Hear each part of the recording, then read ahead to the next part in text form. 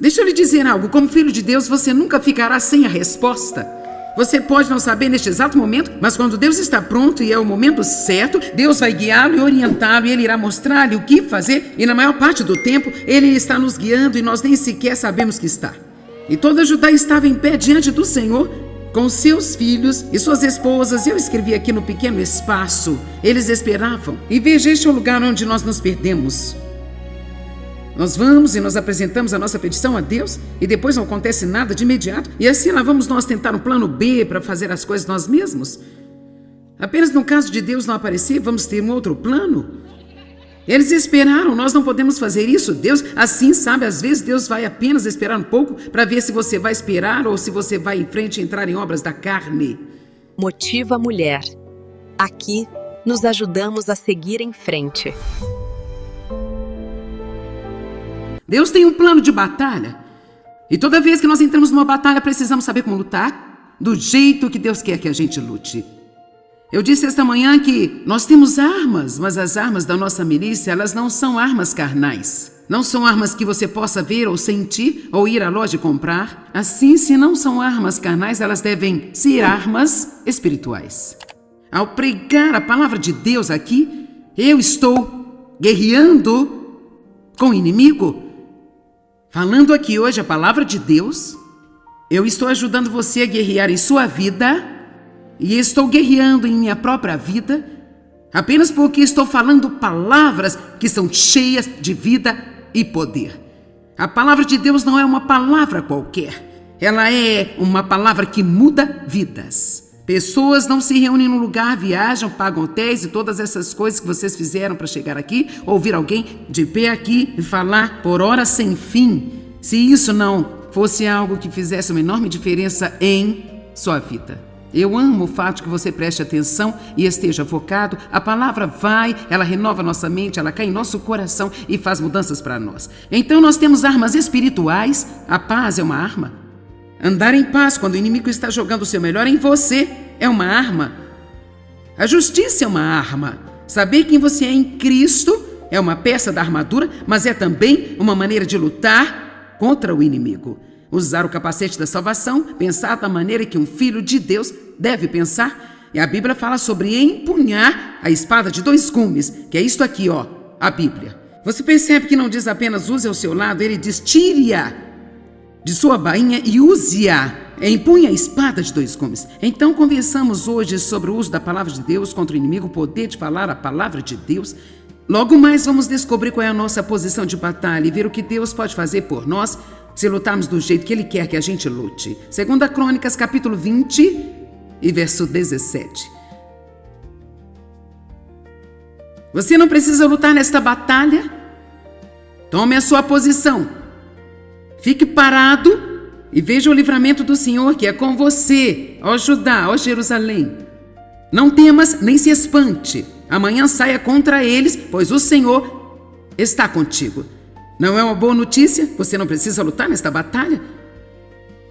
Tome a sua posição. Fique parado e veja o livramento do Senhor. Agora, por muitos anos, eu pensei que a nossa posição fosse ficar parado. Eu pensei, tome a sua posição, fique parado. Era o que ele estava dizendo. Mas se você ler todo o 2 Crônicas 20 em contexto, isso não é realmente a posição de que ele está falando. E assim vamos começar por aqui no verso 1 e nós vamos aprender algumas lições nesta manhã em 2 Crônicas 20. Verso 1. Depois disso, os moabitas, amonitas e com eles os meunitas vieram contra Josafá para fazer a batalha. Você já reparou que temos um monte de itas na Bíblia? Sabe de uma coisa? Eu decidi que todos nós temos a nossa própria pequena marca de itas.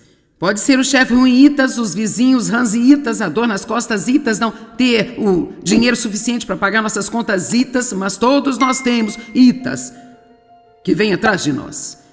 Coisas que querem nos perturbar. E foi dito ao rei Josafá, uma grande multidão veio contra ti, da além do Mar Morto, de Edom, e eis que estão em Azazon-Tamar, que é em Gedi. Então Josafá teve medo. Eu quero que você preste muita atenção a isso, porque nossa primeira resposta natural a qualquer tipo de más notícias, ou dificuldade, ou problema, sempre vai ser um sentimento de medo. Agora, o que fazer neste momento é muito importante. A palavra medo significa literalmente escapar de algo e fugir. Muitas vezes as pessoas não querem lidar com seus problemas e encontram alguma maneira de evitá-los. Algumas pessoas bebem demais, algumas pessoas saem e gastam dinheiro que elas não têm apenas para não pensar em seus problemas. Algumas pessoas vão para a cama e elas apenas dormem. Às vezes as pessoas podem se esconder nas drogas e há todos os tipos de maneiras pelas quais as pessoas evitam os seus problemas. Minha mãe evitou os problemas que tivemos em nossa casa, isso acabou levando à sua saúde mental. Ela morreu no ano passado, 87 anos, e foi realmente uma mulher doce, mas ela nunca teve uma vida. Ela realmente nunca viveu, ela nunca teve uma vida. E é tão terrível quando você vê alguém arruinar a sua vida, porque ela tem medo de confrontar ou enfrentar qualquer coisa em sua vida. Eu desprezo isso, porque eu vi o que isso fez para ela, e vi o que isso quase fez para mim, e eu vi o que isso fez para o meu irmão, e até mesmo eu vi o que fez para o meu pai, porque ela não foi confrontar a ele. Ele talvez pudesse ter alguma ajuda se ela o tivesse confrontado. Nós não ajudamos a nós mesmos quando corremos dos nossos problemas e quando os evitamos. Deus nos deu a nós nenhum tipo de armadura para nossas costas, porque Ele nunca espera que nós fujamos. Cada peça da armadura que você lê na Bíblia é algo que ajuda você quando está enfrentando de frente para o inimigo. E eu amo o que a Bíblia diz sobre o pastor Davi, que na verdade tornou-se um grande rei. Ela diz que quando ele foi à luta com o gigante Golias, ele correu para a linha de batalha. Eu amo isso, ele não fugiu quando viu o gigante Golias, ele correu em direção a Golias. E você sabe, eu acho que às vezes nós pensamos demais em nossos problemas, nós pensamos neles ao ponto de eles nos assustarem tanto, e muitas vezes precisamos simplesmente não pensar e apenas confiar em Deus. Eu não quero dizer fazer coisas estúpidas, mas se você sabe o que Deus quer que você faça, então só dizer eu não vou ter medo disso, eu vou dar o meu passo de fé, e Deus vai estar comigo quando eu chegar à linha de batalha e Ele vai me mostrar o que eu devo fazer. Amém? E eu sei que alguns de vocês provavelmente estão tolerando coisas que você precisa enfrentar. Crianças crescidas que estão tirando vantagem de você. Não sei de onde isso veio, mas pode ficar com isso para você.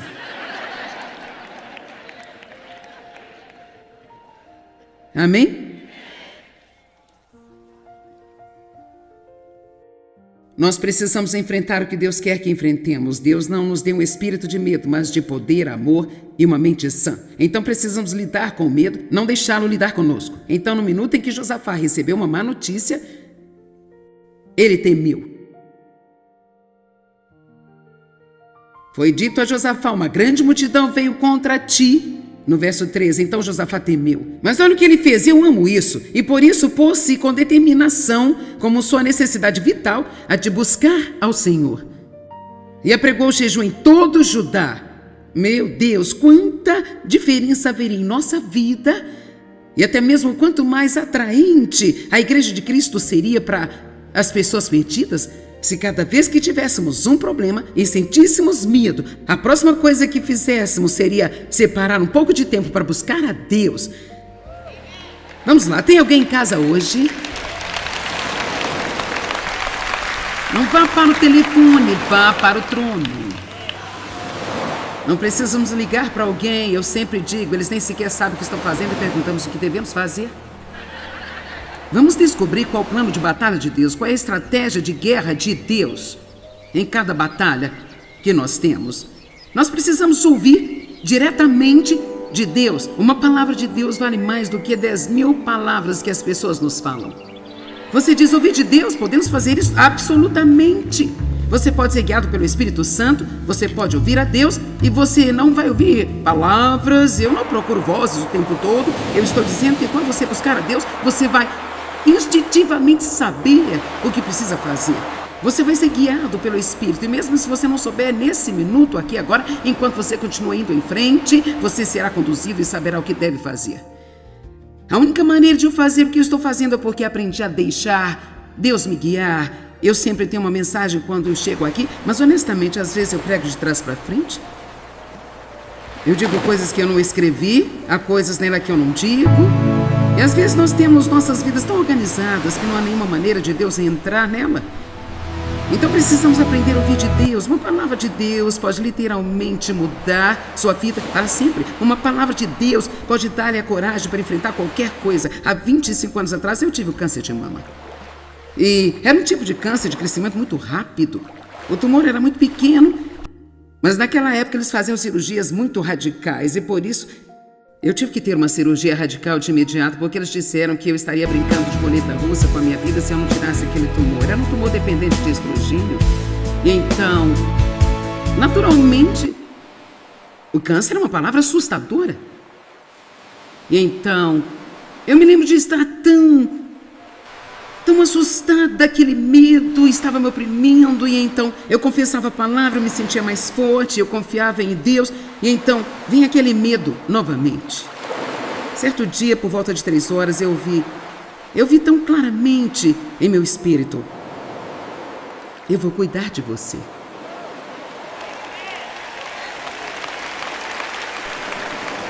Você pode confiar em mim, eu vou cuidar de você. Agora você sabe o quê? 500 outras pessoas tinham dito isso para mim. Eu tinha dito isso para mim? Precisamos falar para nós mesmos em tempos de angústia. É bom ter encorajamento de outras pessoas, mas eu só estou dizendo que quando Deus disse isso para mim, isso foi como... Então a minha fé aumentou. A fé vem pelo ouvir e ouvir pela palavra de Deus. A fé aumenta quando você ouve de Deus. Eu estou feliz por você estar aqui para me ouvir, mas francamente espero que você ouça Deus através de mim. Eu espero que algo que eu diga vá fazê-lo ir para casa buscar a Deus nesta área para si mesmo, porque uma palavra de Deus vale mais do que 10.000 palavras de pessoas, mas nós não vamos ouvir de Deus se nós não separarmos tempo para buscar a Deus. Eu sei que há pessoas aqui que estão em vários lugares diferentes em sua caminhada com Deus. Eu posso dizer para alguns: buscai o Senhor, você sabe exatamente o que eu estou dizendo. E outros estão tipo assim, ó. Bem, eu tenho assistido você na televisão, achei que seria divertido vir aqui ver você pessoalmente. E sabe, você não sabe claramente o que significa buscar a Deus. Bem, basta ir para algum lugar e fechar a porta. Se você realmente não sabe como buscar a Deus, Ele irá encontrá-lo onde você estiver. Você não tem que ir encontrá-lo onde Ele está. Vamos lá, eu preciso dizer isso novamente. Eu disse que se você realmente não sabe como ouvir de Deus, a boa notícia sobre Deus é que Ele vai encontrá-lo onde você estiver. Tudo que você tem que fazer é sentar-se no lugar e dizer: Deus, eu preciso de você, eu estou com problemas, eu não quero apenas reagir com medo, eu não quero apenas reagir emocionalmente, não estou sabendo o que fazer, fala comigo, conduza-me e guia-me. Então, se você não vir de imediato, não fique todo frustrado e chateado. Quando o tempo acabar, então é só dizer: muito bem, Deus, eu não ouvi nada ainda, mas eu acredito que você vai levar-me e guiar-me enquanto eu começo a tomar medidas. Eu digo: você não pode dirigir um carro parado. Alguns de vocês têm que tirar a sua vida do estacionamento, começar a mover para Deus levar-me onde Ele quer. Certo? Ouvir diretamente de Deus.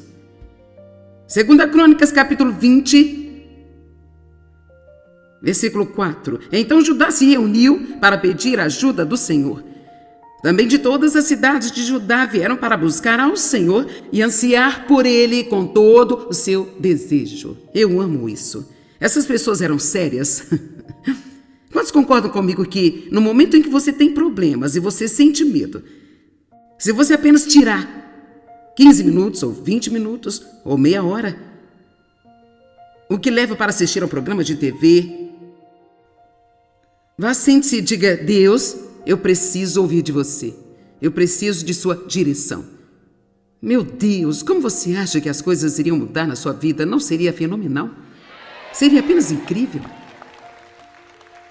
Verso 5. Então o rei Josafá levantou-se na Assembleia de Judá e de Jerusalém, na casa do Senhor, diante do pátio novo, e ele disse: eu amo esses próximos versos aqui. Nós vamos ler o verso 9, porque eu quero que você perceba que Josafá começa a conversar com Deus, mas leva 4 versículos para ele contar. E qual o seu problema? Nos primeiros 4 versos, tudo o que ele faz é dizer a Deus quão grande Ele é. Oh, cara, uma mensagem aqui. Ele disse: Senhor Deus de nossos pais, não és tu Deus no céu, e não és tu que reina sobre todos os reinos e as nações? Em tuas mãos está o poder, de modo que não há quem possa resistir a ti. Não és tu, o nosso Deus, que expulsaste os habitantes desta terra de diante do seu povo Israel e a deste para sempre a descendência de Abraão, teu amigo? Eles a têm habitado e nela construíram um santuário em honra ao teu nome, dizendo: se o mal vier contra nós, a espada de juízo, peste ou a fome, nós nos apresentaremos diante desta casa, diante de ti, pois o teu nome e o símbolo de sua presença está nesta casa, e clamaremos a ti em nossa aflição, e tu nos ouvirás e nos salvarás. E ele está dizendo aqui, se tivéssemos um problema, é o que faríamos. Ele nem sequer disse a Deus que tem um problema ainda. Nós clamaríamos a ti, Deus, e nos responderias, porque tu és grande e poderoso, e não há nada, Deus, que tu não possas fazer. É quase como um pouco de psicologia aqui. É tipo, vou lisonjear Deus, e então vou lhe pedir o que eu preciso. E claro, Deus já sabe o que está vindo, mas eu amo o fato de que ele não apenas corre e começa a pedir algo. E agora eis que os amonitas, moabitas e habitantes do Monte Seir, cujos territórios não permitiste que Israel invadisse, quando vinha da terra do Egito, por isso se desviaram e não os destruíram. Ele está dizendo, ok, Deus, quando eles entraram na terra de Israel, poderia tê-los destruído, mas você não permitiu. E eis que agora eles estão nos recompensando ao vir expulsar-nos da terra que o Senhor mesmo nos deu por herança, Senhor Deus. Verso 12, agora ele está prestes a entrar nisso. Ó nosso Deus, não irás tu julgar essas pessoas? Pois nós não temos força para enfrentar esta grande multidão que está vindo contra nós. Nós não sabemos o que fazer, mas nossos olhos se voltam para ti. Agora o verso 12 é tão importante, porque agora ele está dizendo, olha, és grande e poderoso e podes fazer qualquer coisa, não há nada que não possas fazer. Se eu tivesse um problema, eu iria correr com ele para você e certamente o resolveria. Agora, esses inimigos que estão vindo contra nós, se você nos tivesse deixado destruí-los, eles não estariam nos incomodando, mas você diz que não, nós obedecemos a ti, e esta é a forma como nos recompensam agora vindo contra nós? Então ele está dizendo assim, Deus, este problema que eu tenho é tipo mais ou menos da sua conta. Sim, quero dizer, quando Deus abriu meus olhos para isso, eu fiquei tipo, que legal, sabe? E se um dos meus filhos quisesse emprestar o meu carro por uma semana, e ele chegasse e dissesse assim, eu posso pegar seu carro por uma semana? Pior que isso, apenas presumidamente pegasse minhas chaves e levasse o meu carro? Isso não seria muito bom. E mesmo que dissesse, eu vou precisar do seu carro por uma semana, eu poderia emprestar, mas eu não ficaria muito feliz com isso. Mas, por outro lado, se ele viesse, oh, mãe, você é a maior de todas. Eu digo uma coisa, mãe, se eu tivesse um problema, eu sei que eu poderia correr direto para você. E você nunca iria me desapontar, porque você é apenas a maior, a mais generosa, a melhor mãe, a mais maravilhosa. Mãe de todo esse universo. E eu te amo com todo o meu coração. Dá um abraço, mamãe. E na verdade eu tenho um filho de 34 anos que sabe como trabalhar isso bem. Ele é o meu bebê e ele tem 1,90 m e tem bastante músculo e ele me pega no colo e me leva pela casa inteira. Oh, mãe, você é a melhor mãe do mundo inteiro. E agora então se ele diz, a propósito, mãe, meu carro está estragado, eu queria saber se eu posso pegar o seu por uma semana? Não tem problema. Leve o carro, deixe-me pagar a gasolina, deixe-me lhe dar algum dinheirinho para abastecer. Vamos lá, nós, por vezes, não somos muito inteligentes. Isso é tudo sobre adoração. É tudo sobre como colocar Deus em primeiro lugar. Se você observar a oração do Senhor, eu pensei sobre isso hoje. Nosso Pai que está no céu, santificado seja o seu nome. Nós o adoramos antes que haja qualquer menção de qualquer tipo de petição. O pão nosso de cada dia nos dá hoje? Não basta ele dizer o pão nosso de cada dia nos dá hoje. Nosso Pai que está no céu, tu és o maior de todos. Tu és santo, Deus. Você é o mais impressionante, você é o melhor, você é o maior. O pão nosso de cada dia nos dai hoje. E livrai-nos de todos os nossos inimigos, livrai-nos do mal. Eu estou lhe dando plano de batalha aqui hoje.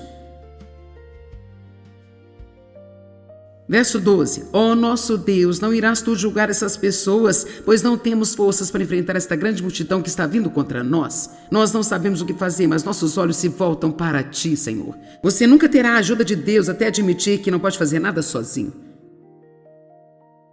Uma das razões pelas quais nós nos desgastamos é porque nós apenas continuamos a tentar fazê-lo e não precisamos de ajuda.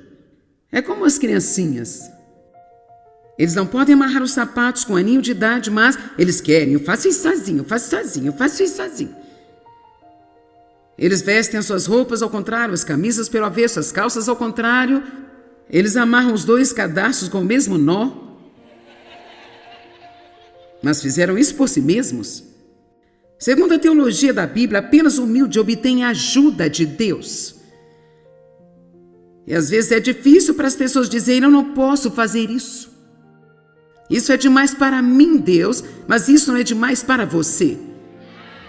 Eu não sei o que fazer. Sinceramente, eu não sei porque é tão difícil chegar para Deus e apenas dizer, eu não sei. Eu não tenho a menor ideia, mas eu conheço aquele que sabe e eu vou ter com ele e ele vai mostrar a mim o que fazer. Deixa eu lhe dizer algo, como filho de Deus, você nunca ficará sem a resposta. Você pode não saber neste exato momento, mas quando Deus está pronto e é o momento certo, Deus vai guiá-lo e orientá-lo e Ele irá mostrar-lhe o que fazer e na maior parte do tempo Ele está nos guiando e nós nem sequer sabemos que está.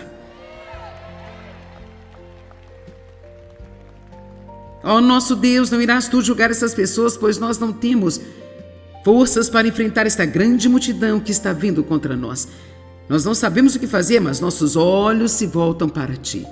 Nossos olhos estão em ti.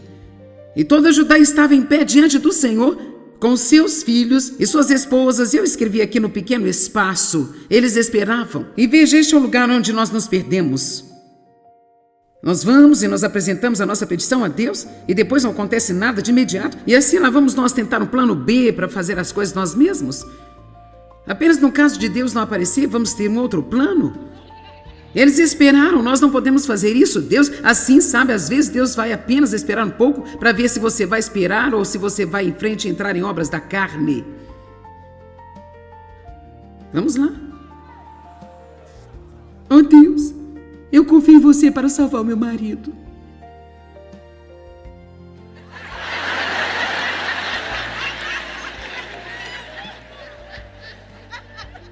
Mas apenas no caso do senhor precisar, eu vou comprar uns livros da Joyce Meyer, sublinhar certas coisas e eu vou colocar em torno da casa para ele ver. Eu vou tocar aqueles CDs quando ele estiver em casa e ligar nesse programa de TV. Agora, sabe, se Deus realmente te levou a fazer algo assim, talvez você ache que foi acidente, você nem sequer sabe realmente o que está fazendo. As obras da carne são as nossas ideias brilhantes de como fazer o que somente Deus pode fazer, e são obras que não funcionam. E elas nos desgastam. Vou te dizer uma coisa, eu tentei tanto mudar o Dave, gente. Ah, meu Deus. E agora, depois de 50 anos, ele ainda é do mesmo jeito. Eu não gostava porque ele amava todos os tipos de esportes e eu não me importava nem um pouco com os esportes. E ele ainda ama, na verdade, ele aumentou os esportes que assiste, sabe? Quero dizer, ele não costumava gostar de tênis, agora é tênis o tempo todo, é apenas... Quer dizer, é tudo... Ele vai a jogos de futebol, jogos de beisebol. Gente, eu tentei tanto mudar esse homem. E sabe o quê? Você não pode mudar as pessoas, só Deus pode mudar as pessoas. E se a sua batalha agora é contra uma pessoa que você acha que não consegue tolerar se ela realmente não mudar, então tire o seu cavalinho da chuva, porque se Deus os tolera, Ele pode dar a você a graça de estar lá e ser feliz, mesmo que eles nunca mudem.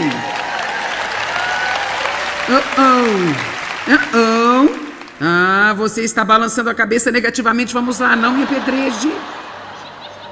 Não estou falando sobre alguém que está batendo em você, abusando ou esse tipo de coisa estranha. Eu só estou falando sobre, sabe, as pessoas pedem divórcio porque seus maridos amam esportes. As pessoas pedem divórcio porque eles são incompatíveis. Bem, o que é incompatível?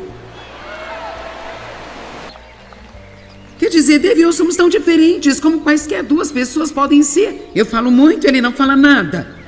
Eu fico preocupada com tudo e ele é tipo, lance seu cuidado, tudo vai ficar bem. Ele fala, você está correndo na frente de Deus. Eu digo, você está a 10 milhas atrás dele.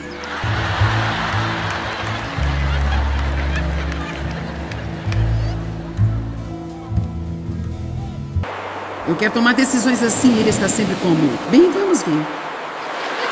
Vamos ver. Vamos pensar sobre isso um pouco. Eu não quero pensar sobre isso, eu quero a decisão. As obras da carne que não funcionam. Temos que chegar ao ponto: ah, Deus, quem eu penso que eu sou para achar que eu posso mudar alguém? E não só isso, Deus, eu preciso mais de mudança do que qualquer um no planeta.